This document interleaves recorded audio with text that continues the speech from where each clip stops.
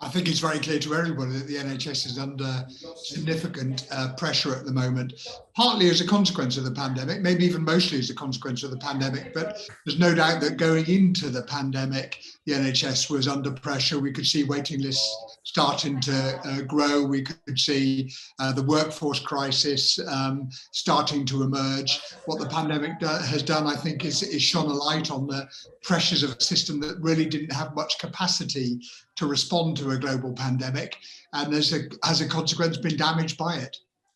And how bad are things with GP services in particular? You're the chair of the Royal College of GPs, so that's very much your area of expertise. What would you say things are like at the moment in primary care? Yeah, general practice is under massive pressure, and I have to say it's a little frustrating that so much of the attention of politicians and policymakers tends to be on hospitals and hospital waiting lists and hospital pressures. General practice is the front door of the NHS. It's where 90% of the contacts that take place for patients with the NHS take place. And only about 10% of the contacts that we make in general practice where we're looking after patients actually are then referred on to specialist services. So from most people's point of view, general practice is the NHS, and it has been under massive pressure. This is a growing pressure over probably the last 10 or maybe even 20 years. We've seen an increase in the number of consultations, partly as a consequence of increased need, partly increased demand, a larger population, a more diverse population, but also increased complexity of consultations, which is more difficult to measure. So in general practice, the average consultation is just under 10 minutes, which is too short, second shortest in Europe. How much would you like it to be? We're seeing three different problems. How long do you think a consultation should be in an ideal world? Well, I don't think you can have a standard consultation length, because there are some issues that we deal with in general practice, like, for example, a quick blood pressure check in somebody who's stable, where 5 minutes would be fine. But there are quite a few problems that we deal with which are really complex, and in order to get on top of them, you'd need a 15 or 20-minute consultations. 20 minutes is the norm in Sweden. It ought to be the norm in the UK, but we've been stuck with this 10-minute limit for a long period of time. And when you say it's a 10-minute limit, I mean, you are, of course, free to go over that limit, but what happens if you do? Yeah, well, of course we are, and very often we do. We try not to terminate a consultation because we've run out of time, but the consequence are that the other people on our lists will be waiting for longer. So the numbers of consultations that we're seeing is going up dramatically. When I started as a GP 30 years ago, on a busy day, I'd see probably 20 patients. Now on a busy day, I might see 60 patients. And when each consultation overruns by 5 or 10 minutes, that means the day becomes a 12, 14-hour day, which isn't tenable in the long term. And a lot of GP practices are closing, and younger GPs are seemingly less and less keen to become partners. At what point does this become an existential crisis for GP services? I think it's potentially an existential crisis now. The pressure that general practice is under is making it increasingly difficult to do our job for patients and to do our job for the NHS as well, in protecting the NHS. So I think we're at a crisis now, and as you say, that's manifest in a number of different ways. We're seeing patients who are finding it difficult to gain access, and when they do gain access to us, they'll often see a rushed and stressed clinician. We're seeing work that should be done in primary care sometimes not being able to be done at all, or being transferred into emergency departments. So we're seeing the crisis right now, and that crisis is going to continue to get worse until there is action taken by government. And do you think you're paid enough?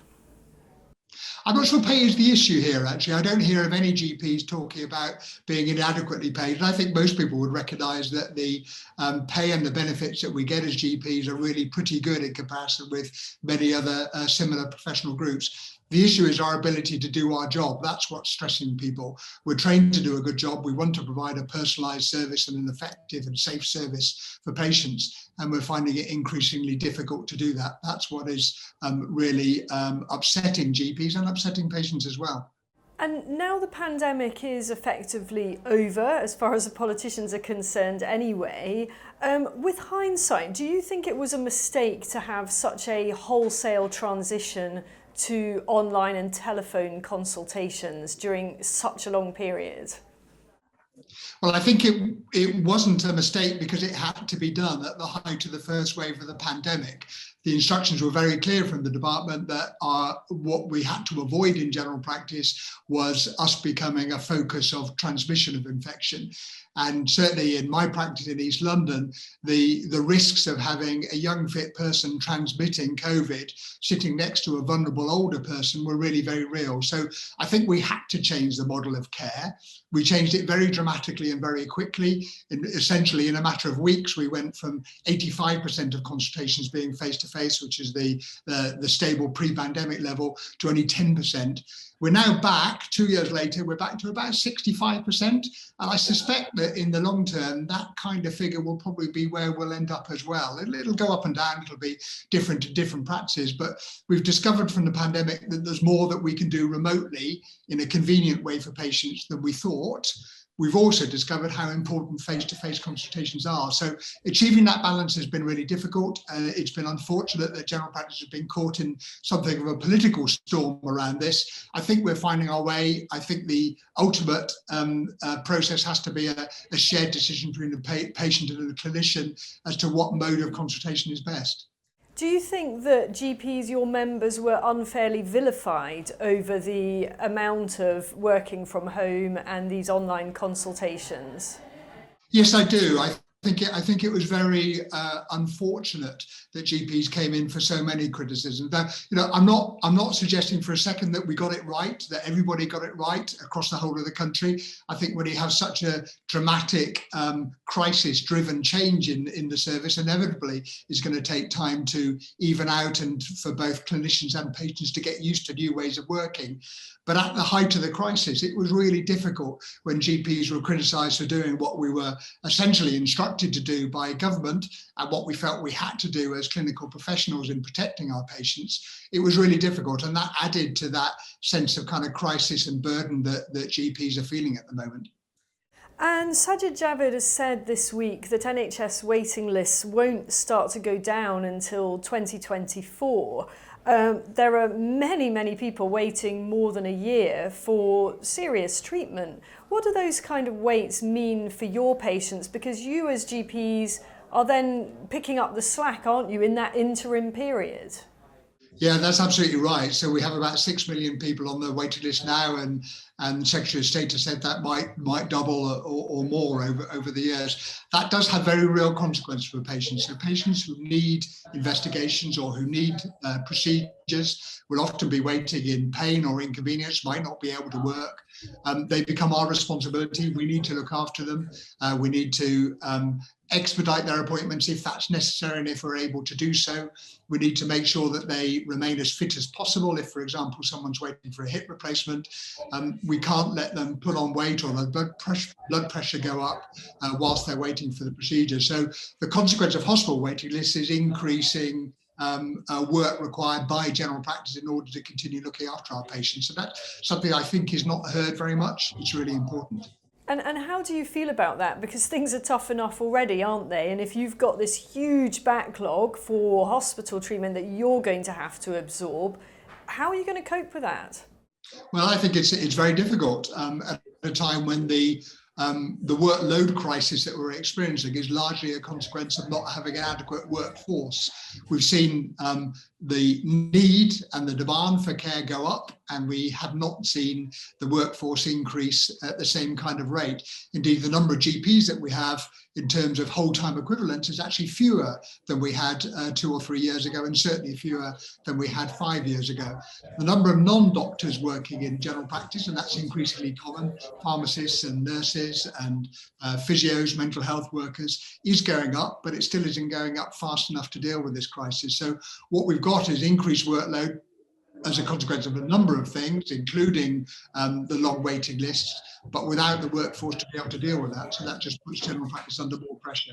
So what could and should be done, very briefly?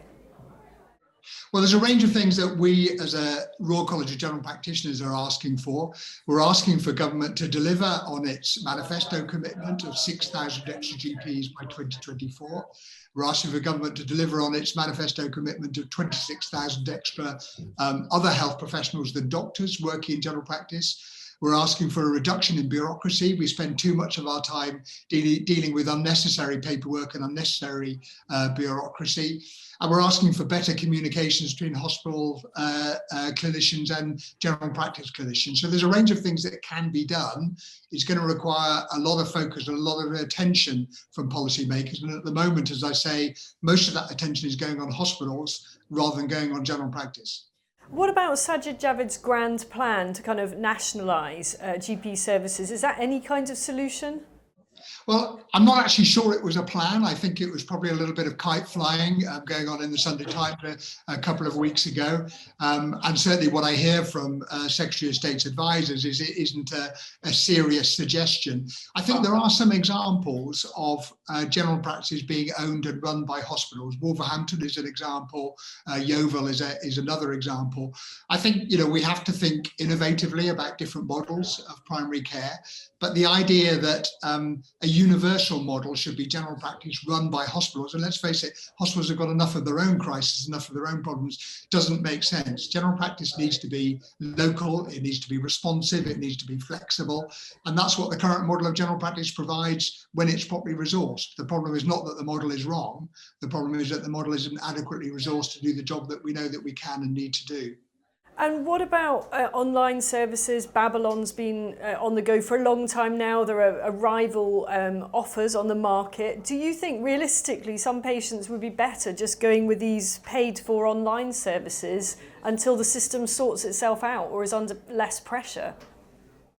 I think some patients are doing that. They're choosing. They're saying that, I can't get an appointment in the NHS and therefore I'm willing to pay privately to do it. We do believe that online services, as I've described previously, are an important element of care. But I think that online service is better delivered when it's part of the regular GP service, where you know your patients, you know your community, you've got your patient records. All of that allows you to deliver online care more effectively. So I think it's quite difficult to provide a private online service when you often don't know as much about the patient as a traditional general practice would know. Indeed. Well, thank you very much for joining us today from the chairman of the Royal College of GPs. Thank you.